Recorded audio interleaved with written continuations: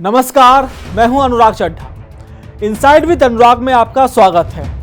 लोगों की चीखें, आसमान में उठती लपटें, बिलखते बच्चे, घबराए हुए बुजुर्ग और खून से लथपथ गलियां। नहीं, मैं फिलिस्तीन की बात नहीं कर रहा हूं, ना मैं यूक्रेन या किसी युद्धग्रस्त देश की तस्वीर पेश कर रहा हूं। ये तस्वीर आज़ाद भारत के अंदर एक संवैधानिक राज्य पश्चिम बंगाल की है। एक ऐसा राज्य जहां लोकतंत्र को जिंदा जला दिया गया है, जहां इंसानियत को मिट्टी के तेल में भिगोकर आग लगा दी गई है। बहाना था वक्फ संशोधन कानून 2025 के विरोध का, लेकिन विरोध की आड़ में यह एक योजनाबद्ध, नृशंस और क्रूर हमला था पश्चिम बंगाल में बस हिंदुओं पर। पश्चिम बंगाल के मुर्शिदाबाद जिले में अप्रैल 2025 में वक्फ कानून संशोधन के विरोध के नाम पर एक प्रदर्शन हुआ, जो असल में एक दिखावा था। वह भीड़, वह नारे, वह विरोध सब एक पर्दे के पीछे रची गई साजिश का हिस्सा था। देखते ही देखते यह तथाकथित प्रदर्शन एक भयानक दंगे में तब्दील हो गया। लेकिन यह मात्र एक दंगा नहीं था, यह एक एथनिक क्लेंजिंग यानी जातीय सफाई का ट्रेलर था। एथनिक क्लेंजिंग का मतलब किसी एक समुदाय को चुन चुन कर डराना, मारना, भगाना, ताकि वह इलाका एक ही मजहब या जाति के लोगों का गढ़ बन जाए। और पश्चिम बंगाल किस जाति और किस मजहब का गढ़ बन गया है, यह मुझे या आपको बताने की ज़रूरत नहीं है। इसी गढ़ और मजहबी लोगों के निशाने पर थे वहाँ के हिंदू। उनके घर जलाए गए, दुकानों को लूटा गया और महिलाओं तक को बख्शा नहीं गया। यह हमला केवल पत्थरों या पेट्रोल बमों से नहीं हुआ था।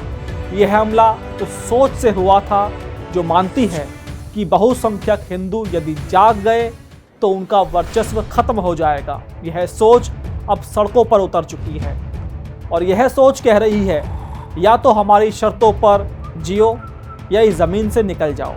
11 और 12 अप्रैल को बेटबोना गांव को टारगेट किया गया। वहां 113 घर जलाकर खाक कर दिए गए। औरतों के तन पर कपड़ा नहीं छोड़ा गया। पानी की सप्लाई काट दी गई ताकि कोई आग ना बुझा सके। यह हमला कोई भीड़ का गुस्सा नहीं था, यह हमला था सत्ता की शह पर, कानून की लाश पर और इंसानियत की कब्र पर।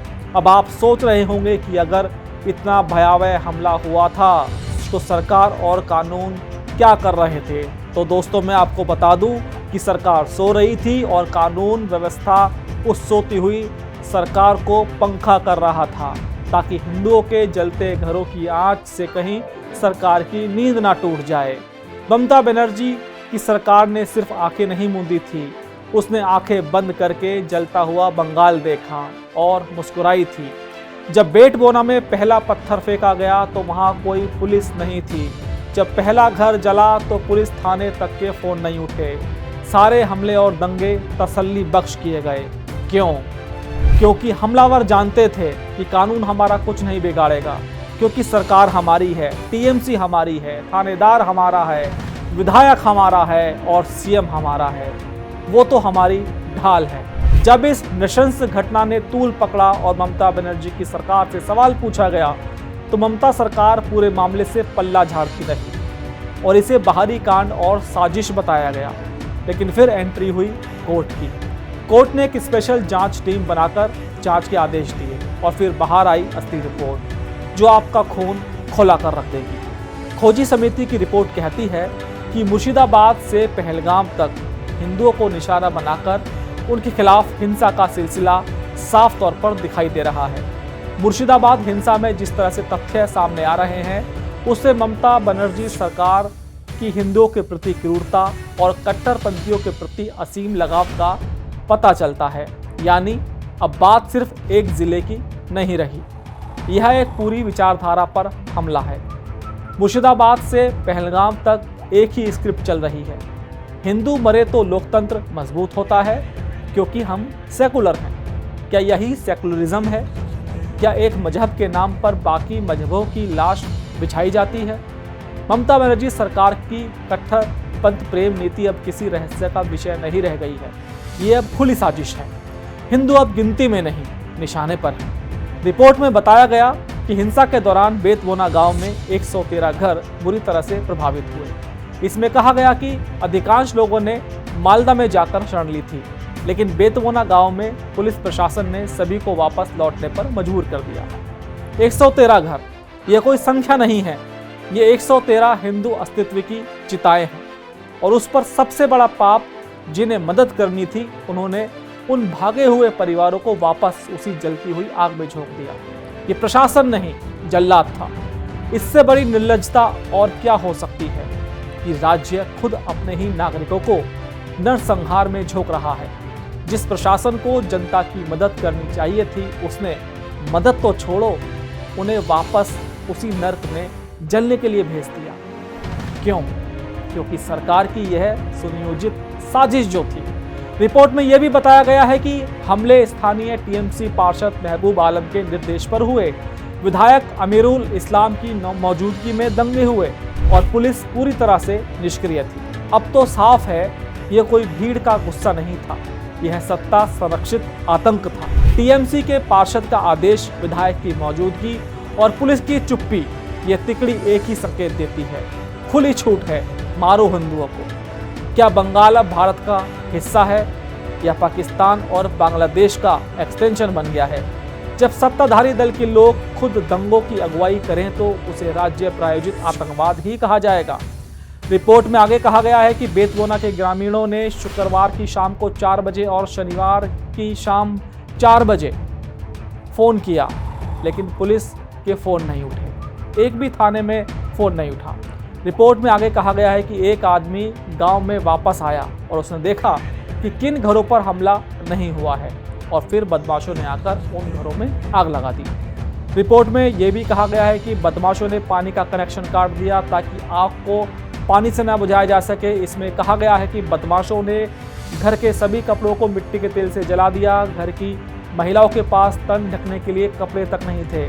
रिपोर्ट में हरगोविंद दास और उनके बेटे चंदन दास की हत्या का जिक्र करते हुए कहा गया है कि उन्होंने घर का मुख्य दरवाज़ा तोड़ दिया और उसके बेटे और पति को उठाकर ले गए। उनकी पीठ पर कुल्हाड़ी से वार किया। एक आदमी तब तक वहां इंतजार कर रहा था जब तक कि वो मर नहीं गए। महिलाओं के कपड़े जला देना और उन्हें निर्वस्त्र मरने के लिए छोड़ देना, घर जलाकर राख कर देना, ये वही दृश्य है जो हमने बंटवारे में देखे। और अब आज़ादी के 75 साल बाद बंगाल में, क्या ये भारत का बंगाल है या तालिबानी सोच वाला बंगाल, जहां एक महिला का तन ढकने तक का हक उससे छीन लिया जाता है? वहां संविधान और कानून मूक दर्शक क्यों बन जाते हैं? क्या सिर्फ तुष्टीकरण नहीं था, यह था कट्टरपंथियों को खुली छूट देने का ऐलान। पहलगाम में हमला हुआ, पूरा देश सुलग गया। ऑपरेशन सिंदूर चला, पाकिस्तान हिला दिया। लेकिन मुर्शिदाबाद में अपने ही देश के अंदर हिंदुओं को काट दिया गया और दिल्ली से लेकर लुटियंस तक हर चेहरा साइलेंट मोड में चला गया।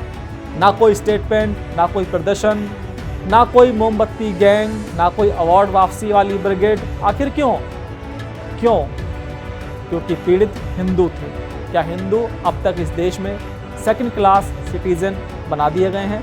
टीएमसी की इस भूमिका को अगर सिर्फ राजनीतिक हिंसा कहकर छोड़ा गया तो ये भारत के लोकतंत्र पर सिर्फ धब्बा नहीं, बल्कि ये मानवता के नाम पर कलंक होगा।